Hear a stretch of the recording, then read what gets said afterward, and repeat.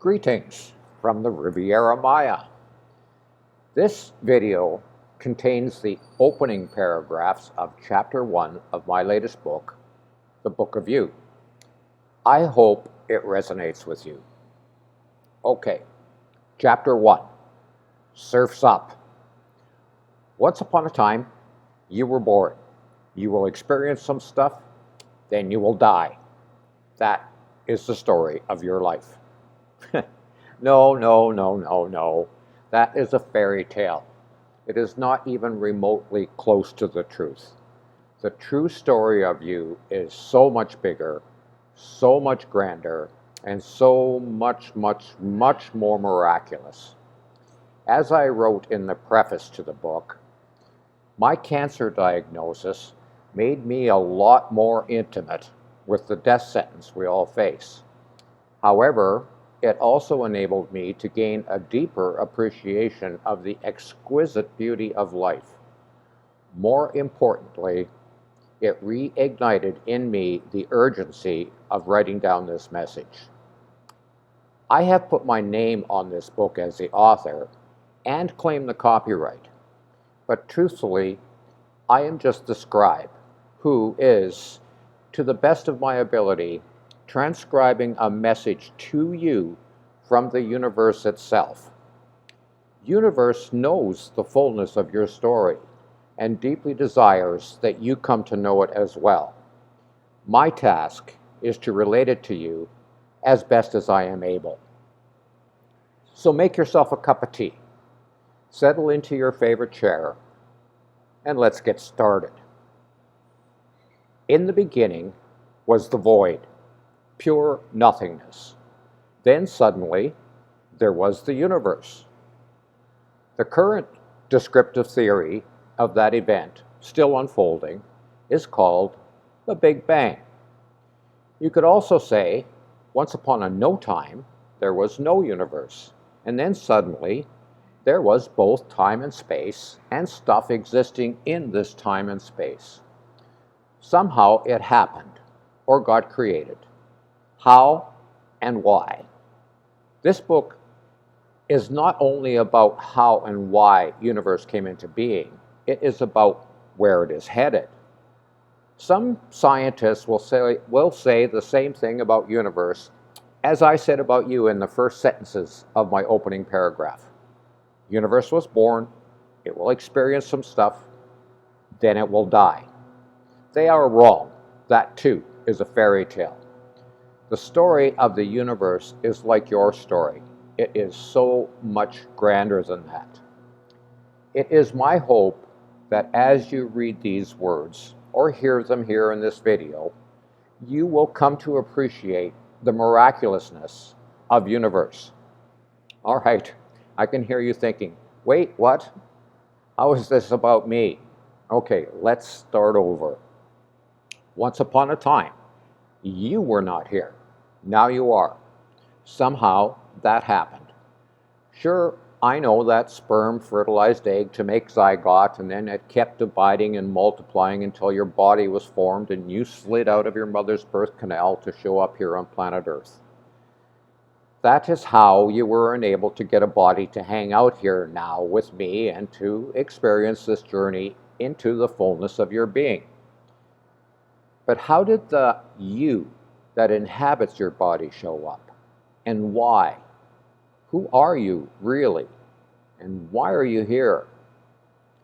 If you are like most people, you have asked yourself these same questions before. Who am I? Why am I here? Perhaps you have spent much time seeking the answers to those questions. On the other hand, maybe you have set them aside as unknowable.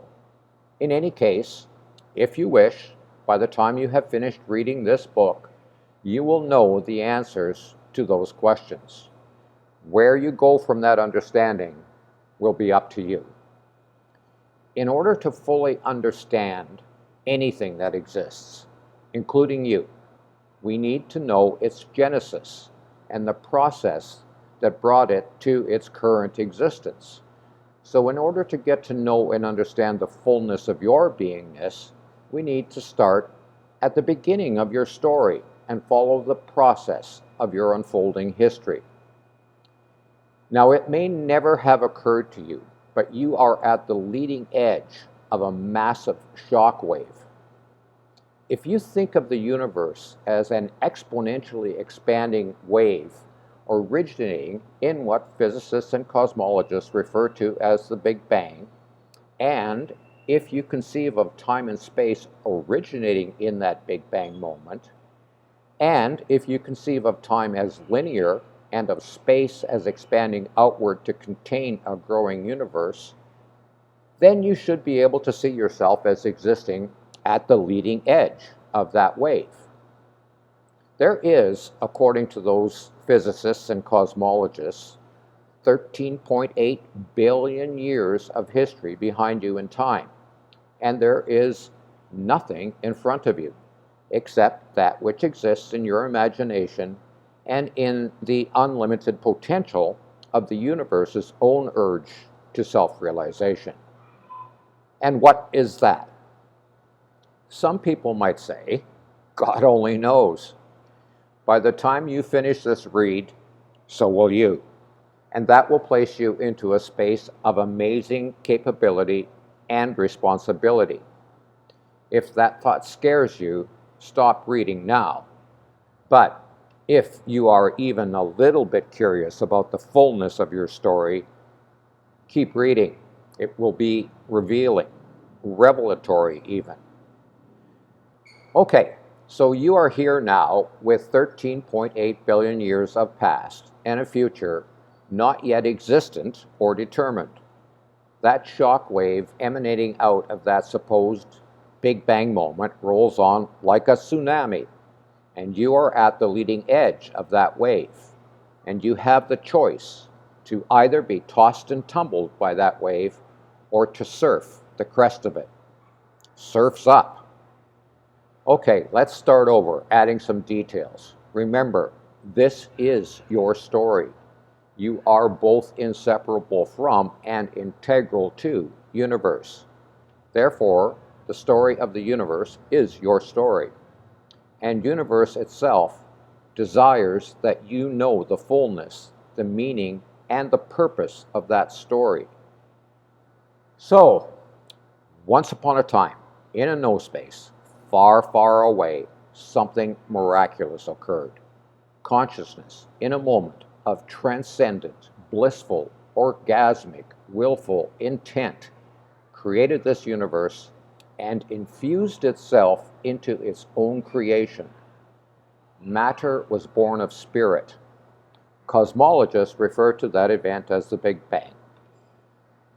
I have entitled this first part of the Book of You, Genesis, which means the origin. In my moments of expressing shock humor in a conversation, I refer to the Big Bang as the first orgasm, an orgasm of cosmic scale. Imagine how that must have felt. Did the earth move for you?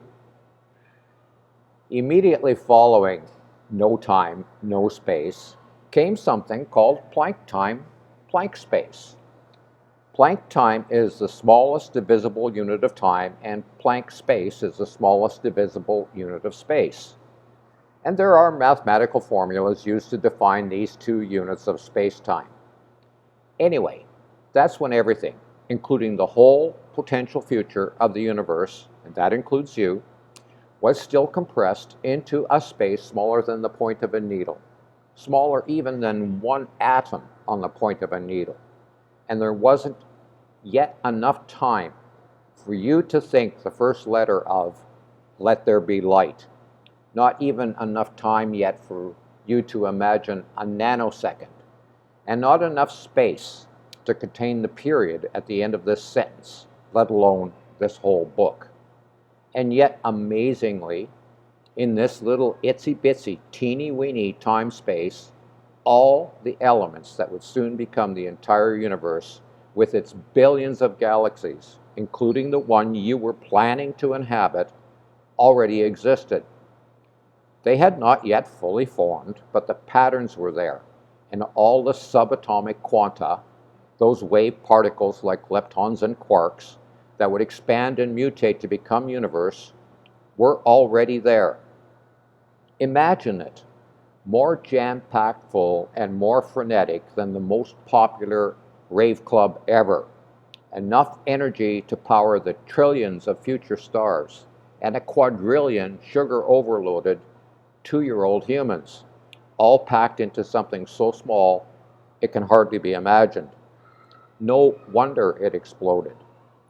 Now, some 13.8 billion years later, we are still riding the crest of that wave caused by that explosion.